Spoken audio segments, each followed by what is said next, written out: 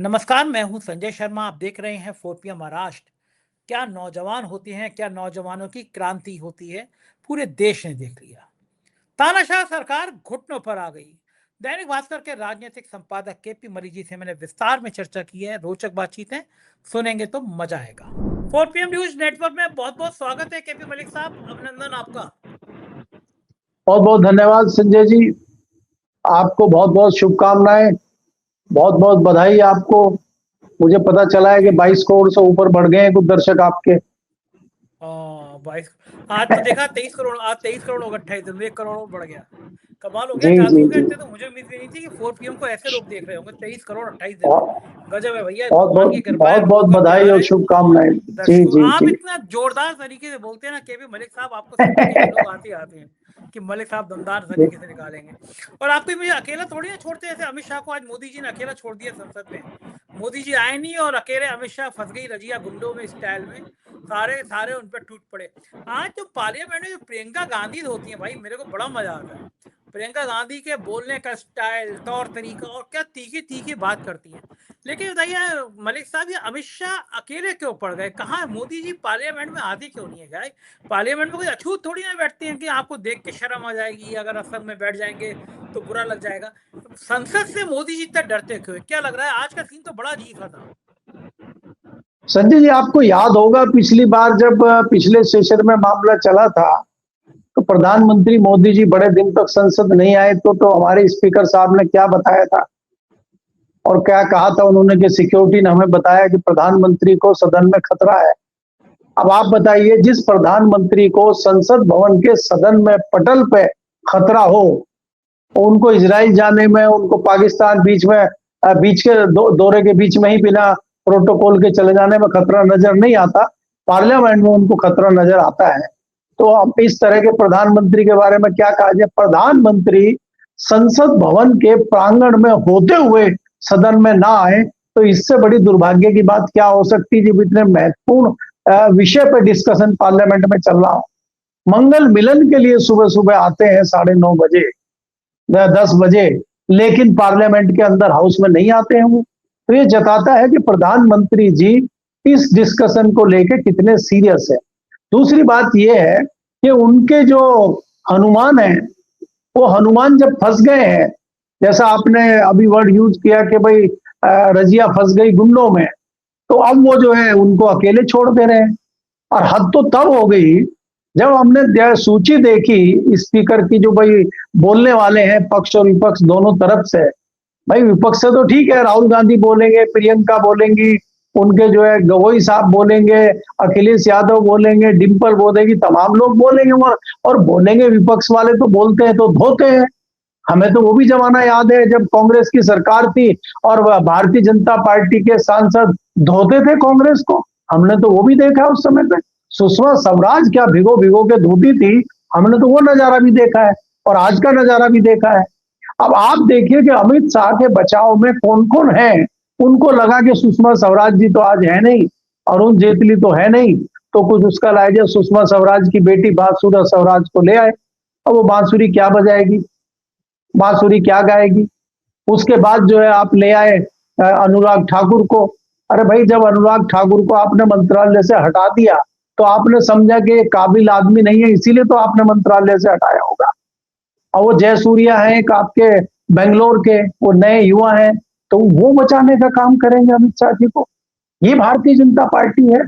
कोई शशांक है, एक वो बीडी शर्मा है बिहार के। ये इन लोगों को जिम्मेदारी दी गई है कि भाई आप उतर जाइए मैदान में और अमित शाह जी को बचा लीजिए। और प्रधानमंत्री जी नदारद है, इनके तमाम बड़े मंत्री नदारद हैं, सब क्रांतिकारी जो मंत्री हैं वो नदारद हैं। और इस बार हमें आश्चर्य इस बात का भी है कि इस बार जो विद्वान सांसद हैं भारतीय जनता पार्टी के, अति वरिष्ठ, अति विशिष्ट निशिकांत दुबे जी, उनका नाम भी सूची में नहीं है। लेकिन वो कोर कसर कोई नहीं छोड़ रहे। राहुल गांधी बोलेंगे तो बीच में खड़े होकर टोका टाकी शुरू कर देते हैं। प्रियंका गांधी बोलेंगे तो उनकी टिप्पणियां शुरू हो जाती हैं और वो जो है पुरानी बातें बताते हैं, जो कई लोग पैदा भी नहीं हुए तो सन 67 की, सन 57 की बात बताते हैं। क्योंकि नई बातें तो सबको पता है, पुरानी बातें उन्हीं को पता है, तो बीच बीच में निकाल के कांग्रेस की चीजें लाते हैं। ये परिदृश्य आज संसद में रहा। संजय जी, इस मामले में सबसे हैरानी की बात यह है कि आज हमें जो घिरे हुए नजर आते हैं, सबसे ज्यादा अमित शाह घिरे हुए नजर आते हैं, क्योंकि आरएएफ ने भी ये कह दिया है कि हमारे यहां से बैलेट गन चली है और उन्होंने इस चीज को मान लिया है। तो अब सवाल यह है कि इसका आदेश किसने दिया था, और जिसने आदेश दिया था उसके बिग बॉस तो अमित शाह है। दिल्ली पुलिस ने कितनी जल्दी सूची दी है, करीब 3000 लोगों की सूची दिल्ली पुलिस ने दी है कि भाई ये लोग अपराधी लोग जो है जंतर मंतर के धरने पे थे। देखिए कितनी जल्दी रिपोर्ट लाई है दिल्ली पुलिस, और उसमें कहा है कि 100 के करीब जो है हत्यारे हैं जिन पर हत्या के आरोप हैं। हत्यारे हैं, हत्या के आरोप वाले खुलेआम घूम रहे हैं और दिल्ली पुलिस को पता है, लेकिन वो पकड़ नहीं गई। उसमें रेप वाले हैं 100 के करीब, उसमें दूसरे गंभीर धाराओं में जिनके ऊपर केस चल रहे हैं वो हैं, लेकिन वो दिल्ली पुलिस पकड़ नहीं रही, सूची दे रही है। तो आप दिल्ली पुलिस का कारनामा देख लीजिए, कितना बढ़िया कारनामा है। और जब बॉस की बात आती है तो बॉस तो वही है जिनको ढूंढा जा रहा है, जो आज बचाव की मुद्रा में दिखाई दे रहे हैं, और एक हफ्ते से तो नदारद नहीं है, वो कहाँ छुपे हुए हैं, कहाँ क्या है किसी को पता नहीं। आज आए थे पार्लियामेंट और अपनी बर्बादी का तमाशा देख रहे थे अंदर बैठकर। तो मेरा कहने का मतलब ये है कि भारतीय जनता पार्टी के लोग अलग अलग बात कर रहे हैं। आज एक बहुत काबिल प्रवक्ता है भारतीय जनता पार्टी के, ओडिशा वाले, आप उनका मुझे नाम ध्यान रहता नहीं है, वो पात्र हैं कि हंसी के पात्र हैं। वो कह रहे थे कि इंडियन एक्सप्रेस ने झूठी खबर छाप दी है हमारे खिलाफ, सफाई दे रहे थे पार्लियामेंट में। मतलब जब आपके पक्ष में छापे तब इंडियन एक्सप्रेस बहुत अच्छा अखबार है, और जब आपके खिलाफ छाप दे जरा सा तो इससे घटिया अखबार कोई नहीं है। अब बताइए, सर्टिफिकेट भी ये लोग देने लगे हैं। लेकिन ये जो पार्लियामेंट के अंदर ऐसी प्लानिंग की है सबने, बीजेपी ने, तो बीजेपी के सांसद को भी लगता है कि भाई जब युद्ध चल रहा है, कैप्टन गायब हो गया, बीच जहाज पे उतरकर, और मोदी साहब गायब हो गए, पार्लियामेंट में अनाज छोड़ दिया सब लोगों को। ये तो बड़ी खराब सी बात है। ऐसे समय में तो साथ देना चाहिए ना सबको। संजय जी देखिए, मामला गंभीर है और साथ देने वाले लोग साथ दे रहे हैं, वो साथ देने की कोशिश भी करते हैं, लेकिन मामला उल्टा हो जा रहा है। जैसा अनुराग ठाकुर को बोलने के लिए खड़ा किया गया, तो उन्होंने कहा कि पेपर लीक का मामला आतंकवाद की तरह है, आतंकवाद और माओवाद की तरह बता रहे हैं वो उसको। तो ये बात बता के आप किसको कटघरे में खड़ा करना चाहते हैं? इनको यही नहीं पता कि आप इस तरह की बात करेंगे तो ये मामला धर्मेंद्र प्रधान पे जाकर रुकेगा। मतलब आप खुद ही जस्टिफाई कर रहे हैं। ऐसे क्रांतिकारी विद्वान भारतीय जनता पार्टी के संसद भवन में बातें कर रहे हैं। 11 बजे हाउस एडजन हो गया, अब कल इस पर फिर चर्चा होगी, फिर बिल पास होगा, फिर इसको राज्यसभा भेजा जाएगा। अब प्रधानमंत्री जी कल आएंगे कि नहीं आएंगे ये भी देखने वाली बात है। अगर वो वोटिंग में भी नहीं आए और प्रधानमंत्री के दूसरे चेले भी नहीं आए, तो फिर कैसे महामहिम के जो महामानव के जो हनुमान है कैसे बचेंगे? संजय जी, ये भी विचार करने वाला एक बात है। लेकिन मैं ये कह रहा था कि इसमें मुझे जो सबसे बड़ी बात दिखाई दी है इस दौरान, जो ये जैन जी का आंदोलन चला है, धर्मेंद्र प्रधान को इस्तीफा देना पड़ा है, एक नई रणनीति, एक नई परिणति दिखाई दी है कि जो डर जनता में था, जो डर लोगों में था, वो डर निकलने का काम हुआ है। इसी बीच जो गोदी मीडिया था वो भी कहीं ना कहीं मजबूर हुआ है कुछ खबरें दिखाने के लिए, वो भी मजबूर हुआ है कुछ ना कुछ बताने के लिए। हालांकि कई सारे ऐसे एंकर और एंकरनियां भी दिखे हैं जो सब कुछ दांव पर लगा के, जब चैनल पर उनकी खबरें नहीं चली तो उन्होंने निजी ट्विटर और निजी जो है अपने ये प्रधानमंत्री की तरह अपने वीडियो बना बना के 2-2 सेकंड के, कोई गाड़ी में बैठ के बना रहा है, कोई स्टूडियो के कोने में खड़े होकर बना रही है, कोई अलग बना रही है, और सबने, किसी ने ट्वीट किया, किसी ने उस पर इंस्टाग्राम पे डाला, तो उससे जरूर सरकार का बचाव करने की कोशिश करी।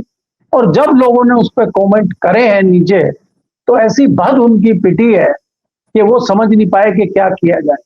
ऐसे ऐसे पत्रकार, ऐसे ऐसे एंकरों को मैंने देखा संजय जी बात करते हुए कि मुझे खुद हैरानी हो गई। एक प्रोफेसर हैं दिल्ली यूनिवर्सिटी के, रागी साहब, उनकी ऐसी खिंचाई करी, एक जो हमारे पुराने भाजपा के गोदी मीडिया के पत्रकार हैं एनडीटीवी में, एनडीटीवी रागी साहब की खिंचाई कर रहा है हमने कहा अरे ये क्या हो गया भाई, हमने अपने आप को ऐसे चूंटी भरी, मतलब हम तो सपना तो नहीं देख रहे हैं। इस तरह का हाल हो गया है कि उनको भी कहीं ना कहीं जस्टिफाई करने के लिए नींद से जागना पड़ा। ये काम जैन जी ने किया है। लेकिन दुर्भाग्यपूर्ण बात यह है संजय जी कि जो कोर्ट का आज डिसीजन आया है और कोर्ट ने जिस प्रकार की बात करी है कि एक हाई पावर कमेटी बनेगी, फिर ये होगा फिर वो होगा, इससे मुझे लगता है कि एक लीपा पोती का मौका कोर्ट ने भी सरकार को दे दिया है, क्योंकि कमेटी बनेगी। कमेटी, पहली बात तो यह है कि कमेटी में कौन कौन आएंगे, फिर कमेटी क्या जांच करेगी, फिर वो किसको रिपोर्ट करेगी। तो ये सरकार चाहती है कि इस तरह से लिंगर ऑन होके हमें टाइम मिल जाए, और मुझे लग रहा है कोर्ट ने भी उसमें इनकी मदद कर दी है। जी, अगर इस तरह की मदद हुई है तो क्या जैन जी रुक जाएंगे? बिहार में एफआईआर हो रही थी, जेल जा रहे थे, एक चेतावनी थी कि हम आके बिहार में आंदोलन शुरू कर रहे हैं। सरकार सिर के बल खत्म खड़ी हो गई, तुरंत एफआईआर वापस, तुरंत लोग छोड़ दिए गए। अब तो नौजवान गुस्सा दिखाने लगे हैं। और पहली बात यह है कि पहली बार प्रधानमंत्री के लिए कोई बोल देता था, तुरंत साइबर सेल मुकदमा लिख के बंद कर देती थी। हजारों लोगों ने इतने गंदे गंदे शब्द गए प्रधानमंत्री जी के लिए, मैं समर्थन नहीं करता इस बात का, लेकिन अभद्रता की हद ऐलान दी गई, मां बहन की गालियां दी गई सरकार को, और सरकार कुछ नहीं कर पाई। सरकार का जो आतंक था ना कि हर बोलने वाली आवाज को बंद कर दो, एक झटके से जैन जी ने खत्म कर दिया।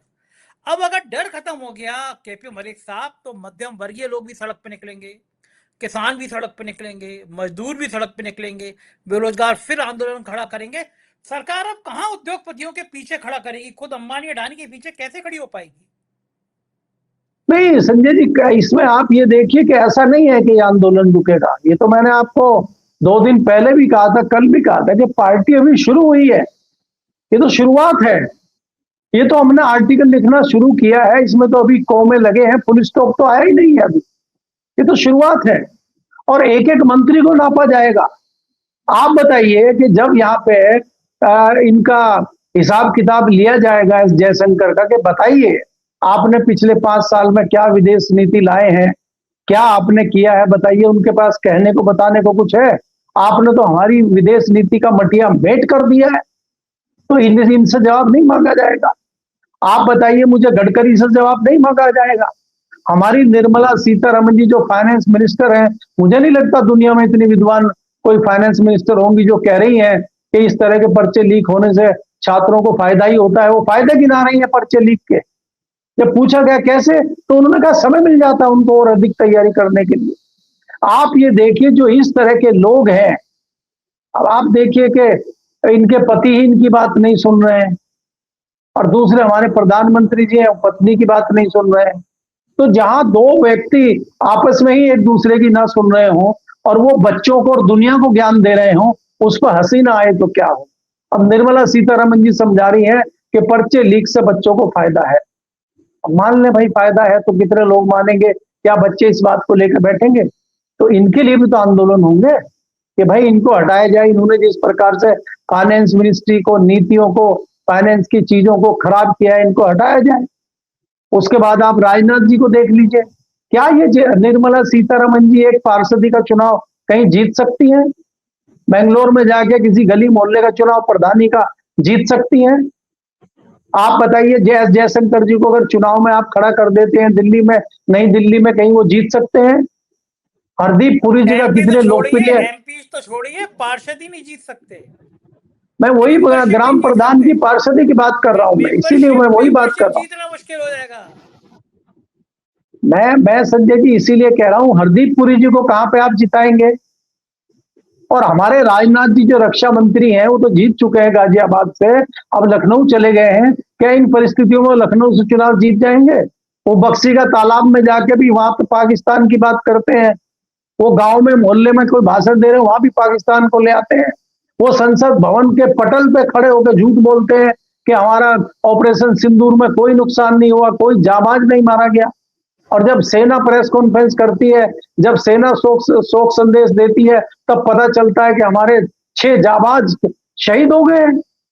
तो ये झूठ बोलते हैं निर्लज्ज लोग खड़े होकर संसद में, इनको शर्म भी नहीं आती है। तो इनको जिताएगी ये जैन जी, इनका संज्ञान नहीं लेंगे? ये जैन जी इनके विषय में बात नहीं करेंगे? तो आप ये देखिए, ये जो देश का युवा है, ये जो देश का जेनजी है, ये विक्टिम है, ये पीड़ित है, ये सिस्टम से पीड़ित है, ये सरकार से पीड़ित है, और इसने अभी जवाब मांगना शुरू किया है संजय जी। और ये डरता नहीं है किसी चीज से, सवाल पूछता है, ये दबंगई से सवाल पूछता है। आप ये देखिए, कभी आप भी अपने पिताजी के सामने कितने सवाल पूछते थे। आज हमने कभी, मेरी हिम्मत नहीं हुई अपने पिताजी से सामने बोलने की, हिम्मत करने की। दो आपस में बात कर रहे हैं, हम बीच में बोलने की हिम्मत नहीं हुई, क्योंकि परंपरा ये रही है जब दो बड़े बात कर रहे हैं तो बच्चों को चुप रहना चाहिए। आज के बच्चे चुप नहीं रहते, आज के बच्चे सवाल पूछते हैं, और लड़के से ज्यादा लड़कियां पूछती हैं। हमारी तो बेटी सवाल पूछती है, बहस करती है। तो ये जो जेनजी हैं, ये बहस करते हैं, सवाल पूछते हैं, एक्शन लेते हैं। ये तो ये इतने आसानी से नहीं छोड़ेंगे। अब ये गुड़ गोबर और गोमूत्र से काम नहीं चलेगा, ये जुमलेबाजी से काम नहीं चलेगा। और ये चीज अभी आरएसएस समझ चुकी है, जब उसने नागपुर का आंदोलन देखा है। संजय जी, मैं कहता हूं, यहां इतना तो मैं नहीं कहूंगा कि भाई दिल्ली से बड़ा आंदोलन था, लेकिन नागपुर में कोई छोटा आंदोलन नहीं था युवाओं का, लेकिन उसको मीडिया ने उस तरह से कवर नहीं किया। और उस बड़े आंदोलन में कई सारे आरएसएस के लोग जासूस बन के खबरें लेने के लिए, उनका पता करने के लिए कौन लोग हैं, क्या विचार है, आरएसएस ने अपने तरीके से वो रिपोर्ट ली है। और वहां उन्होंने देखा है कि भारतीय जनता पार्टी को वोट देने वाले, भारतीय जनता पार्टी के सपोर्टरों के बच्चे भी वहां पहुंचे हैं, जो भाजपा को, नेताओं को गाली देने का काम कर रहे हैं। तब हालत खराब आरएसएस की हुई, तब मोहन भागवत जी का बयान आया। नहीं तो मोहन भागवत जी का बयान आज तक मंदिर पे तो आया नहीं। भाई मंदिर में जहां नपेंद्र मिश्रा जी कह रहे हैं डकैती हुई है, उस डकैती पे तो मोहन भागवत जी का कोई वक्तव्य आया नहीं। जिस कमेटी को बनाने वाले प्रधानमंत्री थे, जिन भगवान राम का हाथ पकड़ के अंदर बिठाने वाले प्रधानमंत्री मोदी थे, उनका वक्तव्य तो मंदिर चोरी पर आया नहीं। तो संजय जी, ये जो परिस्थितियां हैं, अभी तो ये चीजें शुरू हुई हैं, एक एक सब्जेक्ट करके जवाब मांगे जाएंगे। और हैरानी आप देख लीजिए, अब मैंने आपको बताया था कि जो अपराजिता सारंगी हैं, भारतीय जनता पार्टी की भुवनेश्वर की सांसद हैं, उनकी बेटी ने खुलेआम कह दिया कि हम स्वागत करते हैं धर्मेंद्र प्रधान के इस्तीफे का, ठीक हुआ जो भी हुआ। और जब धर्मेंद्र प्रधान का पीए उसको फोन करता है कि इसको हटा दीजिए, उसकी मां को सिफारिश करता है वो, तो वो दोबारा ट्वीट करती है कि मेरी मां को कहा जा रहा है कि ये ट्वीट हटवाइए और मैं कतई नहीं हटाऊंगी। तो ये क्या संदेश देता है? आसाम में जो आपके वो क्रांतिकारी मुख्यमंत्री हैं, उनके कैबिनेट मंत्री की बेटी खुलेआम जो है विरोध कर रही है। अच्छा चलिए, ये तो ठीक है मलिक साहब, मेरी एक पसंदीदा अभिनेत्री हैं, बहुत बढ़िया एक्टिंग करती हैं, पिक्चरों में एक्टिंग करती हैं। हकीकत में सांसद बन जाती हैं तो उनको पता चलता है कि देश तो 2014 में आज़ाद हुआ था। तो मैं उनकी मेंटल लेवल की बात नहीं कर रहा कि ऊपर वाला माला तो उनका बिल्कुल खाली है, दिमाग तो खाली है, एक्टिंग अच्छी करती हैं। और मुझे किसी का निजी जीवन से मैं आमतौर पर टिप्पणी करता नहीं हूँ। एक बार उन्होंने टिप्पणी करी थी कि वो बहुत नशे में डूब गई थी, बहुत नशा करती थी, बम्बई आई, और फिर बहुत सारी व्यक्तिगत टिप्पणी करी जो किसी महिला के लिए मेरा इस मंच पे कहना ठीक नहीं। लेकिन नशे वाली बात उन्होंने कही कि मैं बहुत नशे में डूबी रहती थी, और फिर तमाम उनके किस्से, वो किसी महिला के चरित्र पर बात उठाना ठीक नहीं है। लेकिन जो जंतर मंतर पर लड़कियां आई, समाज के एक तबके को उनसे बड़ी परेशानी है। वो लड़कियां टी शर्ट क्यों पहनी हुई हैं, वो लड़कियां सिगरेट क्यों पी रही हैं, वो लड़कियां स्कर्ट क्यों पहन रही हैं, वो लड़कियां रात रात भर ढपली क्यों बजा रही हैं। कौन से जमाने में समाज है? लड़का सिगरेट पी सकता है, सिगरेट पीना खराब है, मत पियो, लड़का लड़की दोनों ना पियो। लेकिन जब आप लड़के को दुकान पर खड़े होकर सिगरेट पीने को मना नहीं करते हैं, तो आप लड़की को मना क्यों कर सकते हैं? या तो आप दोनों को मना करें। कंगना रनौत जी का बयान आता है कि जंतर मंतर पर नशेड़ी थे, लड़कियां ऐसी थी वैसी थी, और फिर देश भर में कंगना रनौत जी के पुतले फूके जाते हैं। अब जो एयरपोर्ट पे कंगना रनौत जी के साथ हुआ वो बड़ा खराब है। किसी सांसद को ऐसे थप्पड़ नहीं मारा जाना चाहिए, और गलत तरीके से थप्पड़ मारा गया उनको। लेकिन ये भाषा भी सांसद की लड़कियों के लिए, ये जैन जी हैं जिन्होंने विश्व गुरु को पसीने ला दिए, सरकार को उनकी औकात पर ला दिया। ये जैन जी हैं, इनको आप नशेड़ी कह रहे हैं, गजेड़ी कह रहे हैं, उनके लड़कियों के चरित्र पे सवाल कर रहे हैं। इन्हें डूब मरना चाहिए। सांसद हैं, ये देश के सबसे बड़े मंदिर में बैठते हैं। लखनऊ में जगह जगह मोहतरमा के पुतले फूके जा रहे हैं, और देश के काफी सारी जगह पे पुतले फूके जा रहे हैं। मलिक साहब अगर इस तरह के सांसद बयान देंगे, कंगना रनौत अगर इस तरह के बयान देंगी, तो आने वाला फ्यूचर क्या होगा? क्या लग रहा है आपको? फिर इन सांसदों का इलाज कैसे किया जाएगा? देखिए संजय जी, अगर कंगना रनौत की आप बात करते हैं, वो हमारी भी फेवरेट कलाकार है और इसमें कोई दो राय नहीं है कि बहुत अच्छी अदाकारा है, बहुत अच्छी एक्टिंग करती है, बहुत अच्छी कलाकार हैं, उनकी बड़ी अच्छी फिल्में आई हैं। लेकिन वो निजी जीवन में उनके ऊपर कई सारे आरोप प्रत्यारोप चलते रहते हैं। वो उनका निजी जीवन है, उसका कोई महत्वपूर्ण बात नहीं है। लेकिन कहीं ना कहीं उनके दिमाग में वो फिल्मों में इतनी खो गई हैं कि वो सत्यता को भी फिल्म के अंदाज में ले रही हैं और पार्लियामेंट और राजनीति में भी वो उसको फिल्म की तरह ले रही है कि वो फिल्म की एक स्टोरी है और 3 घंटे की स्टोरी है और 3 घंटे में खत्म हो जाएगी। वो दोनों में अंतर नहीं कर पा रही, इसीलिए समय समय पे वो इस तरह के डायलॉग बोलती हैं और जब वो डायलॉग बोल चुकी होती हैं उसके बाद उनको पछतावा होता है, अरे ये मैंने क्या बोल दिया, हकीकत में ये तो फिल्म नहीं है। तो आज जो उन्होंने ट्वीट किया है और लिखा है, उसमें उन्होंने गटर छाप बताया है आज की युवा महिलाओं को, पढ़ी लिखी लड़कियों को और आज के आधुनिक समाज की जो जेनजी लड़कियां हैं उनको उन्होंने गटर छाप बताया है।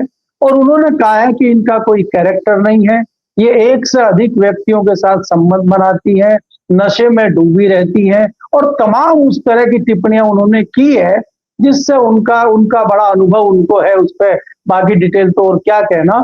तो इससे कहीं ना कहीं देश की महिलाओं में गुस्सा है और देश के अलग अलग शहरों में कई जगह उनके पुतले दहन हुए हैं। अब मेरे पास जो खबर आई है कि लखनऊ में गौतमपल्ली में कांग्रेस के कार्यकर्ता और दूसरे कार्यकर्ताओं ने उनके पुतले जलाए हैं और कई जगह पुलिस को बैरियर लगाना पड़ा है, कई कई जगह वहां पे भी लाठीचार्ज हुआ है। तो आप देखिए संजय जी, जहां इतने बड़े बड़े मामलों पे हिम्मत नहीं होती थी लोगों की धरना मोर्चा करने की, वहां कंगना रनौत के एक वक्तव्य पे इस तरह से प्रदर्शन होना जताता है कि जो लोगों के अंदर डर था, जहां से हमने शुरू किया था, वो डर निकालने का काम इस युवा जनजी ने किया है। तो डर लोगों का निकल गया है और लोग जब सड़क पर उतरने लगे हैं तो इसका मतलब है कि ये विरोध रुकने वाला नहीं है। आप मुझे बताइए कि पिछले दिनों लखनऊ में कितने धरने प्रदर्शन हुए सड़कों पे, समाजवादी पार्टी के, कांग्रेस पार्टी के कितने लोग सड़कों पे उतरे। हमने तो ये देखा या तो छात्र उतरे हैं बेचारे धरना देने या टीचर उतरे हैं मजबूरी में, इनके अलावा हमने कोई राजनीतिक दल का बड़ा धरना प्रदर्शन सुनाई नहीं दिया, ना दिखाई दिया हमने। लेकिन शाम को उनका वक्तव्य आता है और उसी दौरान 1 घंटे के अंदर अंदर देश में अलग अलग शहरों में प्रदर्शन शुरू हो जाते हैं। तो ये जताता है कि कहीं ना कहीं राजनीति ने नया मोड़ ले लिया है। अगर कोई भी अब बात होगी, और आप देखिए कि प्रियंका गांधी ने बोला कि आपने शिक्षा मंत्री उनको बनाया है, नए शिक्षा मंत्री को, जो एक रेपिस्ट की तरफदारी करते हैं, तो उस पर भी हंगामा मचा हुआ है, तमाम सोशल मीडिया पर मामला छाया हुआ है। तो ये रिएक्शन बताता है कि अब चीजें बदल चुकी हैं और जो गोदी मीडिया था मजबूरन उसको भी आटे में नमक जितना करना पड़ेगा। अभी थोड़ा थोड़ा बैलेंसिंग करने की वो कोशिश कर रहे हैं, अब कितना कर पाएंगे वो बात अलहदा है। अर्णव गोस्वामी जी भी कहने लगे हैं कि नेशन वांट टू नो।